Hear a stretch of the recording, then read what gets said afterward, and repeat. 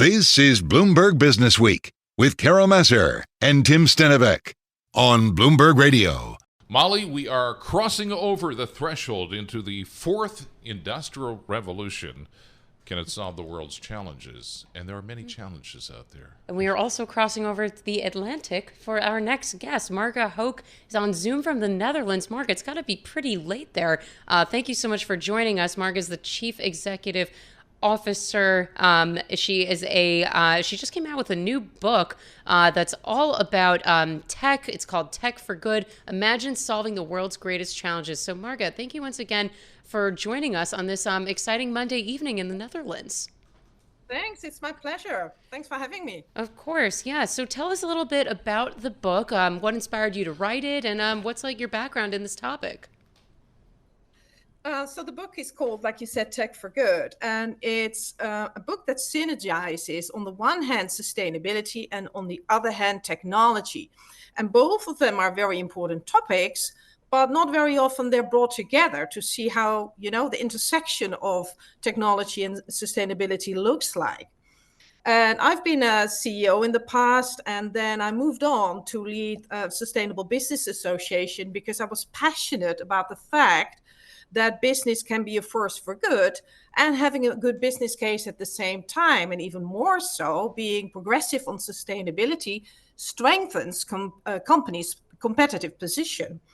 And before this, I wrote the book, The $1 Trillion Shift, which was about the Sustainable Development Goals, the goals that we set out in 2015 with the timeline to 2030. You just referred at the intro to all these challenges, which are in these Sustainable Development Goals.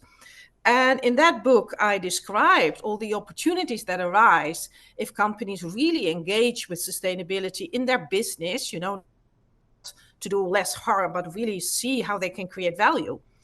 And then it appeared that technology is, maybe even our biggest ally moving forward, because it can be a huge force for good and also strengthen companies' commercial positions. So I thought that's exciting because, the whole debate is so often about how we fear technology, how it's supposed to do bad things and, replacing our jobs and all that.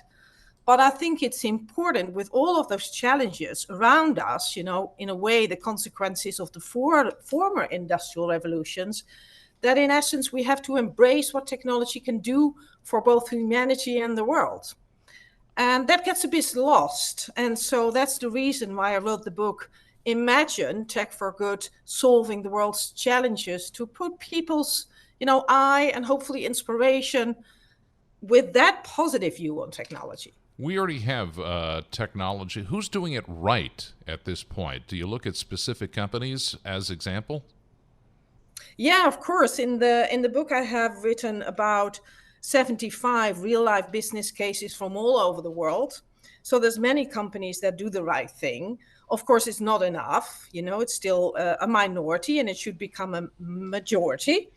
But yeah, we have either large companies that do a bit good, or smaller companies that do a lot good, or anything in between.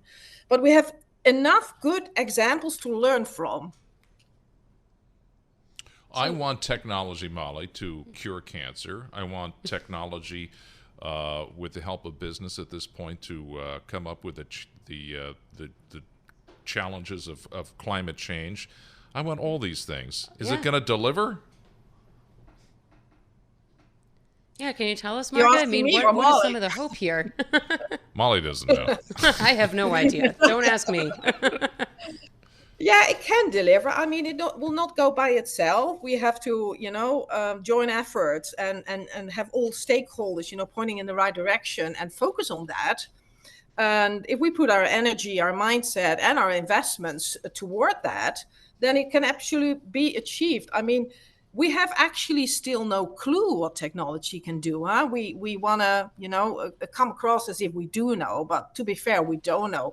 I mean, even the other day, there was a message, and I put it on Instagram, that, for instance, Google's DeepMind's AI has predicted over 380,000 stable materials, meaning there's all kinds of new advanced materials that can do take care of technological breakthroughs, and we have no idea what they will be. So nobody can predict, but I am absolutely sure that we can do much more than we think. And John, the topics that you pointed out is hugely important. I mean, tech for medical reasons and for healthcare is hugely important.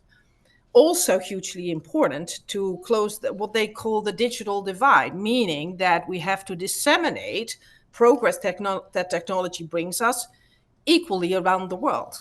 Yeah, I mean, wasn't there something recently, I think, that I saw that it was the ChatGPT or one of the other bots was giving like faulty medical advice, I believe, on one of those. I mean, there could be some potentially really dangerous stuff out there, Marga, isn't that right? Of course, yeah, of course. And we do need rules and regulations and policies around technology, and they have to do both. They, on the one hand, have to as much as possible, prevent bad intent, because behind every bad technology is people that have not the positive intent, of course. And on the other hand, help and support technology to do good and not paralyze that or limit it.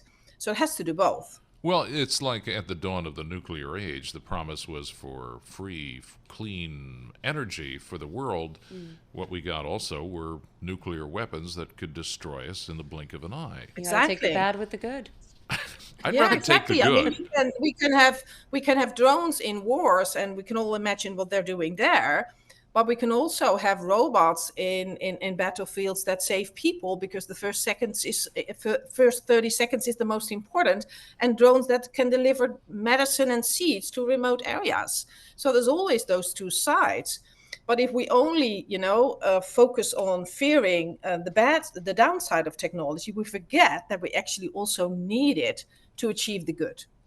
And, Marga, something that this brings up the question of sustainability and ESG, and that's become, as I'm sure you know, a very political debate on our side of the pond. But you're telling us that, you don't think that it necessarily has to be? Well, again, we need both, but sometimes to make a big of a joke, I was talking to a big bank, and then they said, you're in, because I'm based in Europe, you have all these rules and regulations, and we have to, settle whole departments to monitor all that. But where are the deals?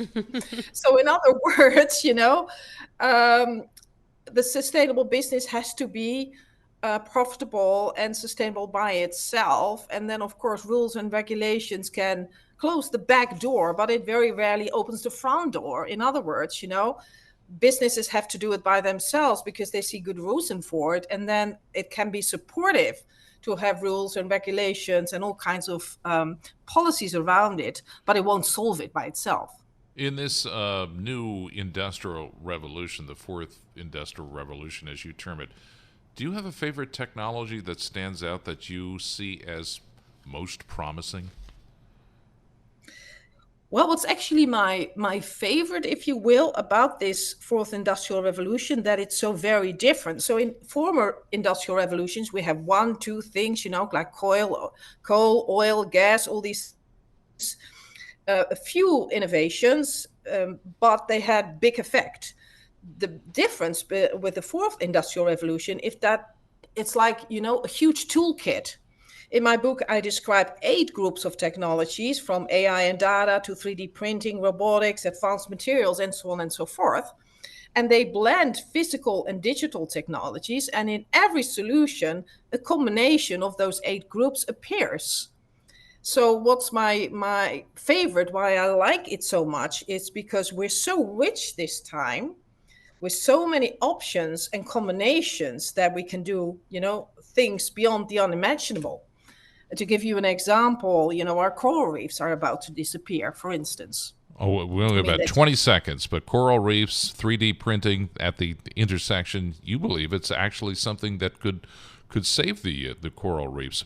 Marga? Exactly. It can reverse the damage inflicted because we can print, and then the ecosystem doesn't recognize it as artificial. So we can actually restore nature. Marga Hoek, we appreciate your appearance today. CEO of Business for Good, author of Imagine Tech for Good, Solving the World's Greatest Challenges.